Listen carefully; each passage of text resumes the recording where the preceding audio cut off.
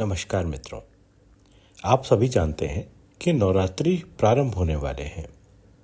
तो चलिए नवरात्रि से जुड़ी हुई कुछ पौराणिक कथाएं सुनते हैं। महिषासुर एक शक्तिशाली असुर था जिसने देवताओं को हराकर स्वर्ग पर अधिकार कर लिया था। वह अमर होने की इच्छा रखता था, इसलिए उसने ब्रह्मा जी से वरदान प्राप्त किया कि कोई पुरुष या देवता उसे नहीं मार सके। इस वरदान के कारण देवता उसकी शक्ति के आगे असहाय हो गए। महिषासुर के आतंक से त्रस्त होकर सभी देवता ब्रह्मा, विष्णु और महेश के पास गए। तीनों देवों ने अपनी शक्तियों को मिलाकर देवी दुर्गा को प्रकट किया। देवी दुर्गा ने 9 दिनों तक महिषासुर के साथ युद्ध किया और अंततः 10वें दिन, जिसे विजयदशमी कहा जाता है, महिषासुर का वध कर दिया। इसी कारण नवरात्रि के 9 दिनों तक देवी दुर्गा की आराधना की जाती है और 10वें दिन विजयदशमी मनाई जाती है। एक अन्य कथा के अनुसार भगवान श्री राम ने रावण का वध करने के लिए नवरात्रि के 9 दिनों तक मां दुर्गा की आराधना की थी। श्री राम ने समुद्र तट पर बैठकर देवी दुर्गा की पूजा की और उनसे शक्ति प्राप्त की। उनके आशीर्वाद से ही दशमी के दिन श्री राम ने रावण का वध कर दिया। इसलिए उस दिन को विजयदशमी के रूप में मनाया जाता है। यहाँ पर मैं यह भी बता दूं कि श्री राम और रावण की कथा केवल शारदीय नवरात्रों में के लिए मान्य है। चैत्र नवरात्र में 10वें दिन महिषासुर का वध होने की वजह से विजयदशमी मनाई जाती है। अगली कथा है सत्यवान और सावित्री की। यह कथा पतिव्रता स्त्री की शक्ति को दर्शाती है। सावित्री अपने पति सत्यवान के साथ वन में रहती थी। जब यमराज सत्यवान के प्राण लेने आए तो सावित्री ने मां दुर्गा की उपासना की और अपने पति के प्राण वापस प्राप्त किए। इस कथा के माध्यम से यह संदेश मिलता है कि मां दुर्गा की कृपा से असंभव भी संभव हो सकता है। अगली कथा है राजा सुरत और समाधि वैश्य की कथा। मार्कंडेय पुराण में एक कथा आती है कि प्राचीन काल में राजा सुरत और समाधि नामक एक वैश्य ने अपनी समस्याओं से मुक्ति पाने के लिए मां दुर्गा की कठोर तपस्या की। उनकी भक्ति से प्रसन्न होकर मां दुर्गा ने उन्हें मनोवांछित वरदान दिया। इस कथा से प्रेरित होकर लोग नवरात्र में माता की भक्ति करते हैं। नवरात्रि के पहले दिन मां शैलपुत्री की पूजा की जाती है। यह माता दुर्गा का पहला रूप है। मां शैलपुत्री का जन्म राजा हिमालय या कहीं कहीं पे राजा हिमावन भी लिखा है के घर हुआ था, इसलिए उन्हें शैलपुत्री कहा जाता है, जिसमें शैल का अर्थ होता है पर्वत। पिछले जन्म में ये सती थी जो प्रजापति दक्ष की पुत्री थी और भगवान शिव की पत्नी थी। एक बार दक्ष ने एक यज्ञ किया जिसमें उन्होंने भगवान शिव को आमंत्रित नहीं किया। माता सती को जब यह पता चला तो वे बिना बुलाए अपने पिता के घर पहुंच गईं। वहां उन्होंने देखा कि यज्ञ में सभी देवताओं को आदर दिया जा रहा था, लेकिन भगवान शिव का अपमान किया गया। अपने पति का अपमान सहन न कर पाने के कारण माता सती ने वहीं योग अग्नि द्वारा अपने प्राण त्याग दिए। जब भगवान शिव को इस घटना का पता चला तो वे अत्यंत क्रोधित हो गए और उन्होंने अपने गण वीरभद्र को भेजकर दक्ष के यज्ञ को नष्ट करवा दिया। पुनर्जन्म में सती राजा हिमालय की पुत्री के रूप में जन्मी और शैलपुत्री के रूप में जानी गई। बाद में उन्होंने कठोर तपस्या कर पुनः भगवान शिव को प्राप्त किया। मां शैलपुत्री का स्वरूप किस प्रकार है? उनका वाहन वृषभ है या बैल, इसलिए उन्हें वृषारूढ़ा भी कहा जाता है। उनके दाहिने हाथ में त्रिशूल और बाएं हाथ में कमल का फूल होता है। ये प्रकृति और पर्वतों की देवी मानी जाती हैं। मां शैलपुत्री की पूजा का महत्व अत्यधिक है। इनकी पूजा से मनोबल और स्थिरता प्राप्त होती है। यह पूजा जीवन में सकारात्मक ऊर्जा और आत्मबल बढ़ाने में सहायक होती है।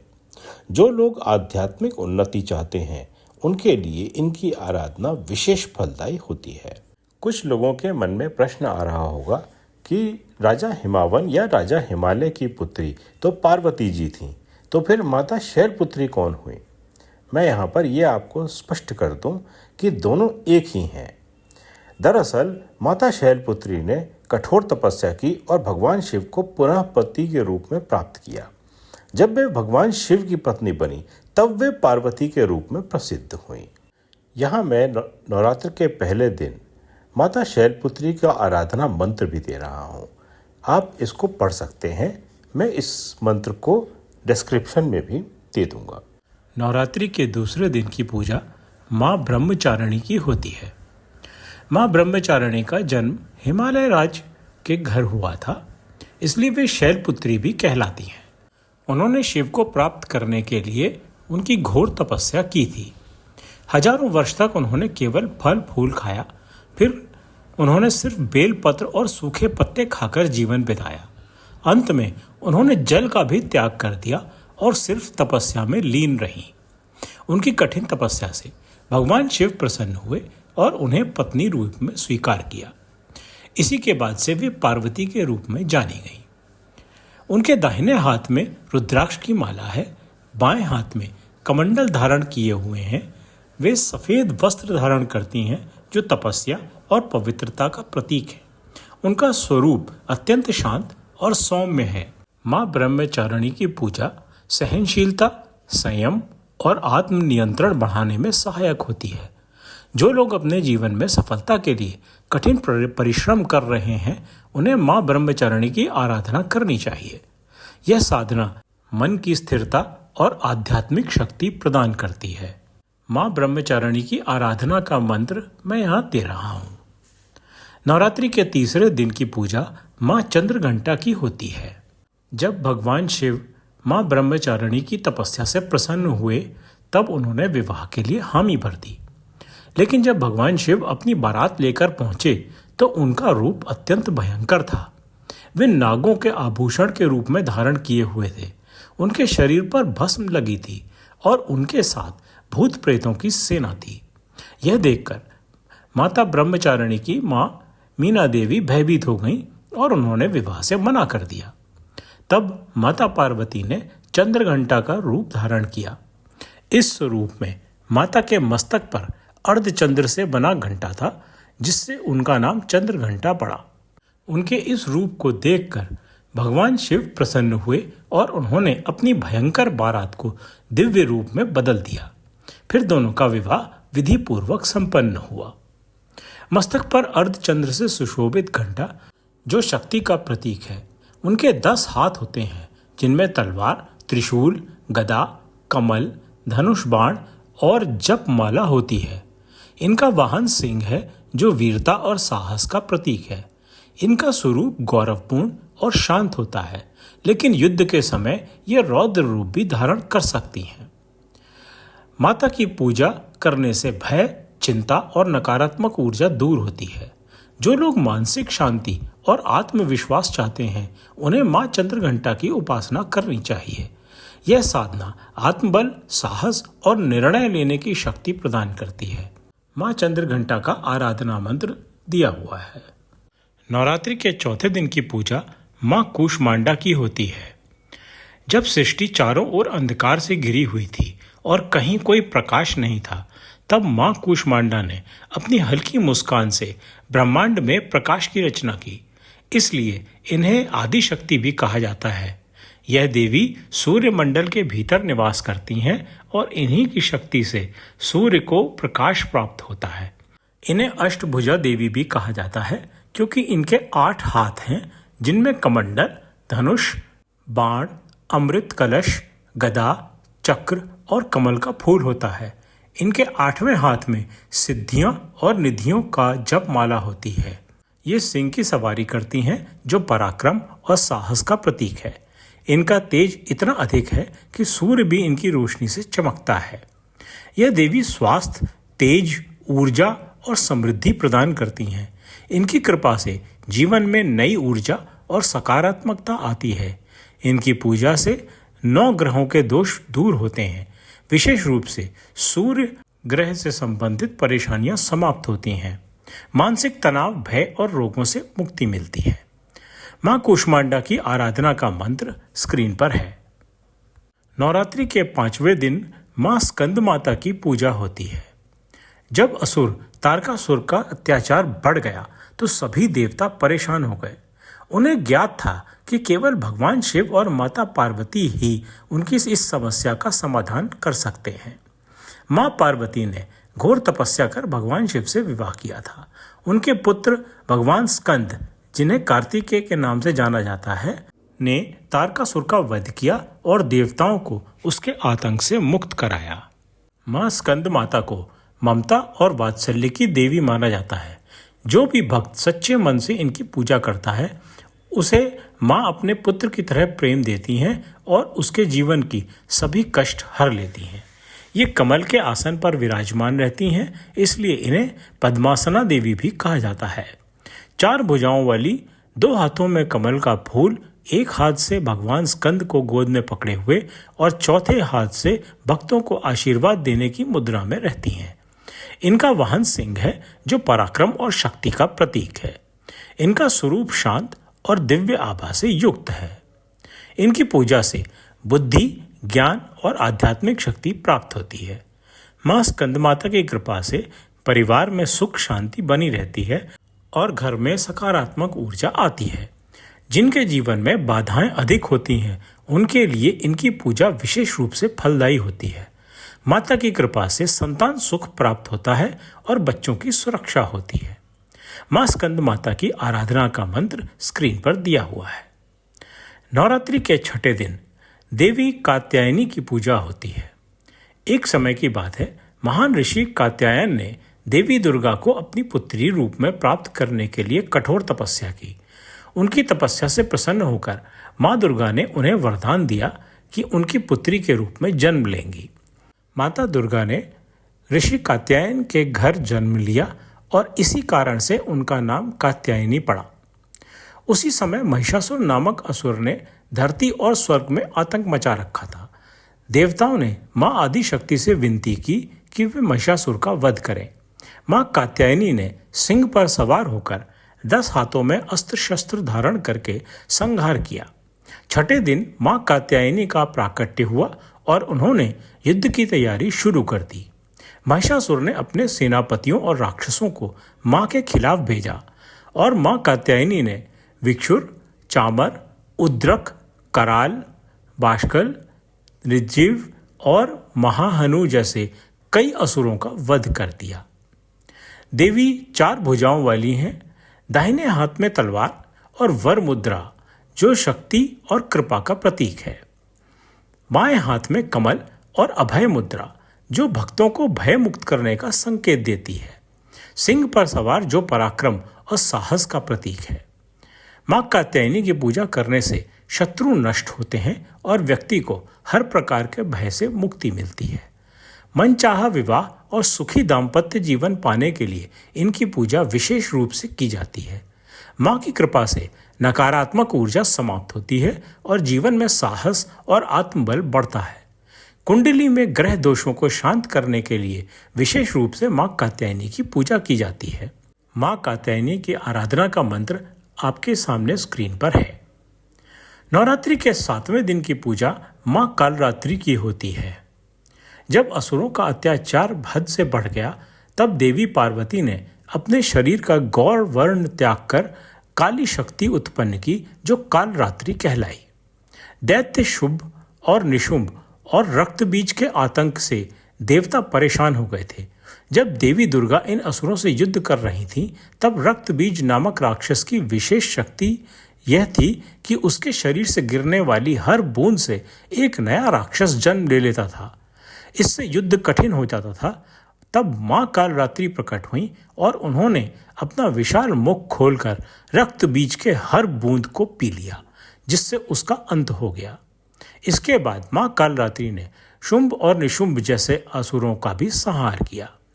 इसलिए यह देवी भय को नष्ट करने वाली, शत्रुओं का संहार करने वाली और दुष्टों का नाश करने वाली शक्ति के रूप में पूजी जाती हैं। इनका रंग गहरा काला है, जो अज्ञान और अंधकार को नष्ट करने का प्रतीक है। इनके बाल बिखरे हुए हैं और इनका रूप अत्यंत भयंकर है। 3 नेत्र हैं जिनमें बिजली के समान चमक निकलती है। इनके 4 हाथ हैं, जिनमें 2 हाथों में खड्ग और लोहे के वज्र हैं और अन्य 2 हाथों में वर और अभय मुद्रा है। इनका वाहन गर्दभ है, अर्थात गदा, जो दृढ़ता का प्रतीक है। माँ कालरात्रि की पूजा से भय, शत्रु, जादू टोना और नकारात्मक शक्तियों का नाश होता है। इनकी कृपा से राहु और केतु के दोष समाप्त होते हैं और कुंडली में ग्रहों का संतुलन बनता है। जो व्यक्ति आध्यात्मिक उन्नति, शक्ति और साहस प्राप्त करना चाहते हैं, उन्हें मां कालरात्रि की आराधना करनी चाहिए। इनकी पूजा से भूत प्रेत, बाधा और नकारात्मक ऊर्जा दूर होती है। मां कालरात्रि की आराधना का मंत्र आपके स्क्रीन पर है। 8वें दिन की पूजा मां महागौरी की होती है। मां पार्वती ने भगवान शिव को पति रूप में प्राप्त करने के लिए कठोर तपस्या की। इस कठोर तपस्या के कारण उनका शरीर काला पड़ गया था। जब भगवान शिव उनकी तपस्या से प्रसन्न हुए तो उन्होंने गंगा जल से मां पार्वती के शरीर को धो दिया, जिससे उनका रंग अत्यंत गोरा हो गया। इसी कारण वे महागौरी कहलाने लगी। इनका रंग श्वेत है, जो चंद्रमा के समान उज्ज्वल है। इनकी 4 भुजाएं हैं, एक हाथ में त्रिशूल और दूसरे में डमरू है। अन्य 2 हाथ अभय और वरद मुद्रा में होते हैं, जो भक्तों को सुरक्षा और आशीर्वाद देने का संकेत है। ये बैल पर सवार होती हैं, इसलिए इन्हें वृषारूढ़ा भी कहा जाता है। ये सफेद वस्त्र धारण करती हैं, जो पवित्रता और ज्ञान का प्रतीक है। इनकी पूजा से पापों का नाश होता है और जीवन में शुद्धता और सकारात्मक ऊर्जा आती है। मां महागौरी की कृपा से मनुष्य के दुख और कष्ट समाप्त होते हैं। विवाह में आ रही अड़चनों को दूर करने और मनचाहा जीवन साथी पाने के लिए इनकी आराधना की जाती है। ये देवी सौभाग्य, सुख, समृद्धि और शांति प्रदान करती हैं। इनकी पूजा से शरीर और मन की शुद्धि होती है, जिससे साधक को आध्यात्मिक सिद्धि प्राप्त होती है। मां महागौरी की आराधना का मंत्र मैंने दे दिया है। नवरात्रि के 9वें दिन की पूजा मां सिद्धिदात्री की होती है। मां सिद्धिदात्री, जिसका अर्थ है सिद्धि देने वाली या सिद्धि प्रदान करने वाली। पुराणों के अनुसार जब ब्रह्मांड का सृजन हुआ, तब भगवान शिव ने भी सिद्धियों की प्राप्ति के लिए मां भगवती की उपासना की। मां सिद्धिदात्री की कृपा से भगवान शिव को 8 महासिद्धियां प्राप्त हुईं, जिनमें अणिमा अर्थात सूक्ष्म रूप धारण करना, महिमा विशाल रूप धारण करना, गरिमा भारी रूप धारण करना, लघिमा हल्का रूप धारण करना, प्राप्ति मनचाही वस्तु प्राप्त करना, प्राकाम्य इच्छानुसार कार्य करने की शक्ति, ईशित्व सर्वशक्तिमान बनने की शक्ति, वशित्व सभी को अपने वश में करने की शक्ति। इन सिद्धियों को प्राप्त कर भगवान शिव अर्धनारीश्वर रूप में प्रकट हुए, जिसमें उनका आधा भाग पुरुष और आधा भाग स्त्री अर्थात शिव और शक्ति का था। यही कारण है कि मां सिद्धिदात्री को शिव की आराध्य देवी कहा जाता है। देवता, ऋषि मुनि, योगी और भक्तजन इनकी पूजा करके सिद्धियों और ज्ञान की प्राप्ति करते हैं। ये कमल के आसन पर विराजमान रहती हैं और कभी कभी सिंह की सवारी भी करती हैं। इनकी 4 भुजाएं हैं, जिनमें एक हाथ में चक्र, दूसरे में गदा, तीसरे में शंख और चौथे हाथ में कमल होता है। इनका स्वरूप शांत, सौम्य और दिव्य होता है। इनकी कृपा से अष्ट सिद्धियों की प्राप्ति होती है, जिससे भक्त आध्यात्म, ज्ञान और शक्ति से परिपूर्ण होता है। जीवन में सकारात्मकता, सफलता और समृद्धि आती है। मां की उपासना से रोग, शत्रु, भय और कष्टों का नाश होता है। जो साधक मोक्ष और आत्मज्ञान की प्राप्ति चाहते हैं, उनके लिए मां सिद्धिदात्री की पूजा अत्यंत फलदायी होती है। मां सिद्धि की आराधना का मंत्र मैं यहाँ पर दे रहा हूँ। नवरात्रि के 9 दिनों की हमने कथा सुन ली है। देखा जाए तो इन 9 दिनों में जो 9 देवियों की आराधना हमने देखी है, इसमें ये दरअसल मां पार्वती के दिए हुए 9 यंत्र हैं। जिसको भी जो चाहिए हो वह उसी यंत्र की पूजा करता है और अपने आप को सफल बनाता है। यदि किसी भी जातक को कोई भी सफलता चाहिए होती है, तो वह पहली नवरात्र से लेकर और अगली नवरात्र तक अर्थात चैत्र से लेकर शारदीय नवरात्रि तक वह इसकी आराधना करे। आराधना करने के लिए सुबह उठकर आपको स्नान करके पूर्व की ओर मुख करके फर्श पर एक आसन बिछा लेना चाहिए। सामने एक दीपक जला लेना चाहिए। सर्वप्रथम स्थान भैरव की आराधना करना चाहिए कि आपकी इस आराधना में कोई बीच में अड़चन ना आए। इसके बाद माता की आराधना करनी चाहिए। जिस भी देवी की आराधना कर रहे हैं उनका जो भी मंत्र यहाँ पर दिया गया है उस मंत्र को 108 बार करें और जब वह कंठस्थ हो जाए तब उसको सिद्ध माने। यदि आप शारदीय नवरात्र से शुरू कर रहे हैं तो चैत्र नवरात्र तक यह प्रक्रिया करनी होगी या जब तक वह सिद्ध न हो जाए। अपने मनवांछित फल प्राप्त करने के लिए आप जो भी कर्म कर रहे हैं वे तो करने ही होंगे, साथ में ये आराधना भी जारी रखनी होगी। कहानी सुनने के लिए धन्यवाद।